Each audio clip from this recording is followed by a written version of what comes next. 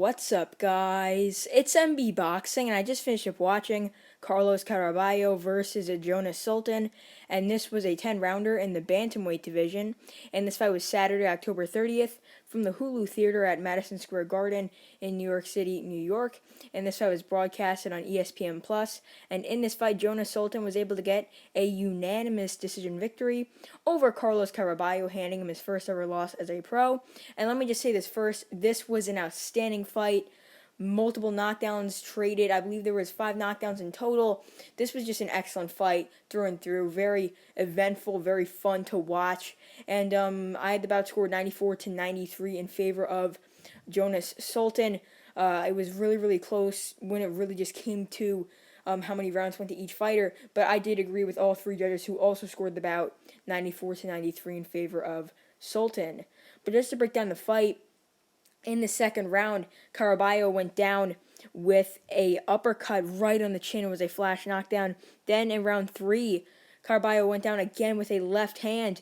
Then later on in that round, Sultan went down, but I think that it shouldn't have been a knockdown, to be honest. Sultan got caught with a left hand, but he was sort of just bouncing around the ring and sort of slipped a bit, and his gloves just grazed the canvas, literally just brushed up against him. Referee called it a knockdown. I don't really think it should have been.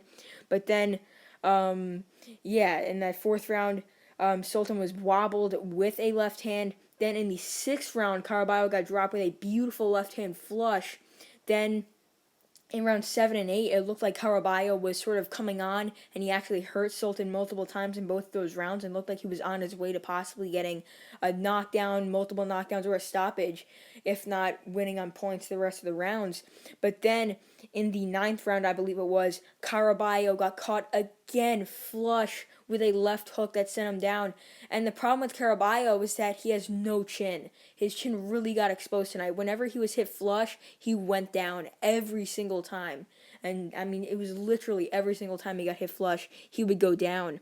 But then, I mean, this was just an outstanding fight. It obviously ended after that 10th round at the final bell. The 10th round was a very competitive round that I did give to Caraballo. I thought he had some decent work on the outside, but Caraballo, I have to be honest, he's got very, very good power, very, very good skill, ring IQ. He's a very, very well-built and balanced fighter, but the thing is, as I mentioned before, his chin is absolutely awful. Whenever he got hit flush, once again, as I said before, he went down. But as for Jonas Sultan, I mean, Sultan is a fighter who's very experienced. He's fought Jerwin and Cajas for the IBF title. He's defeated Jean-Riel Casimiro.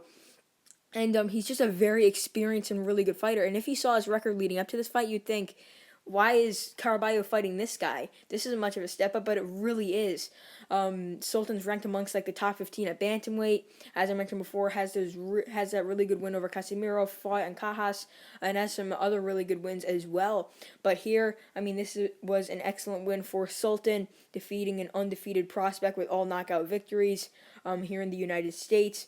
And what is next for Jonas Sultan? I have listed a couple names that I would like to possibly see Sultan face. Maybe Emmanuel Rodriguez. That would be a very, very fun fight to watch, and I think Sultan might be able to get a knockout there.